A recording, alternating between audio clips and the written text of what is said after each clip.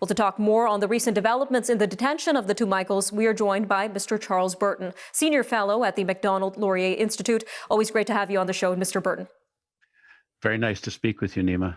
Now, all eyes are on these trials in Beijing, but Canadian officials can't enter the courtroom. So what information has China released so far? Well, nothing really. We assume that they will be convicted, but the verdict has not been handed out.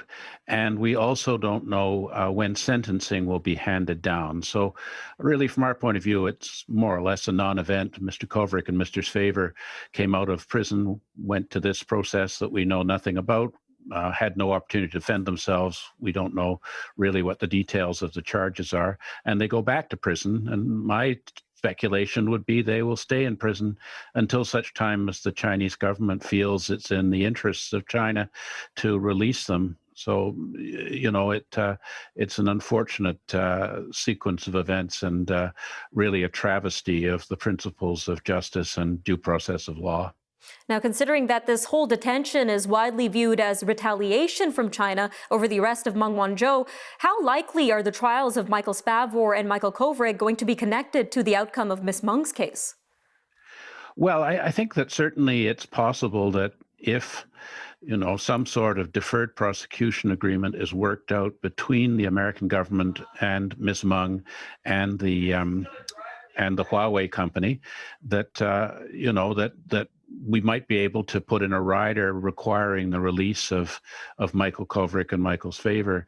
But if the judicial process continues according to normal Canadian law, in other words, that the determination of whether or not Ms. Meng's extradition request under the extra treaty is valid, and it's found it's not valid, and she's therefore free to go, I don't think that we'll necessarily see the release of Kovrak and Spavor because the Chinese government continues to want to express their displeasure with Canada over our arrest of a senior Chinese member of the Chinese Communist Party, and because it seems to be serving their interest in Canada because it's constrained the Canadian government from taking much substantive action against the Chinese regime for various violations of the ordinary rules of the international order.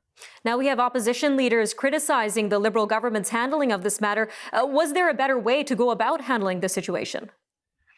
Well, I wouldn't want anyone to think that the horrendous fate of Michael Kovrak and Michael Spavor is due to the Canadian government. I mean, clearly it's on the heads of the leadership of the Chinese Communist Party that they've been subject to brutal incarceration for such a long time.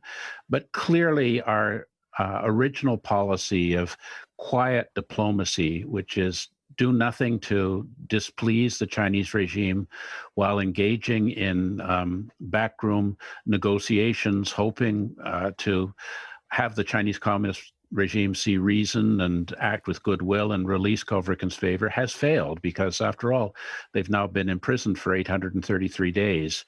So I think that the opposition is right to demand that our government review our China policy and see if we can make some changes to give the Chinese government incentive to release Kovrak and Spavor and in general to abide more by the norms of reciprocal, fair and just interchange in global affairs. Now, we've got about 45 seconds left, sir, but dozens of diplomats from 26 countries sent representatives in Beijing to show their support. Is there any way that we could utilize this international support in our efforts to return the two Michaels? I think it's heartening to see so many diplomats accompanying our chargé d'affaires, Jim Nicol, at the courthouse, standing around for hours in the cold. In April, the U.S. will be convoking a summit of democracies where ostensibly the idea is to protect the norms of the international rules-based order.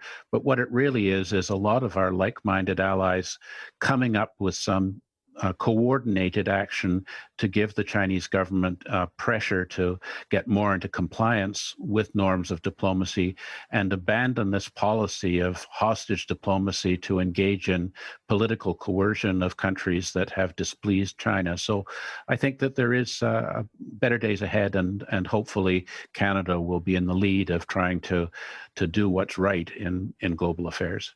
All right, Mr. Burton, always great having you on Forum Daily. Thank you again for your time, sir. Good to speak with you.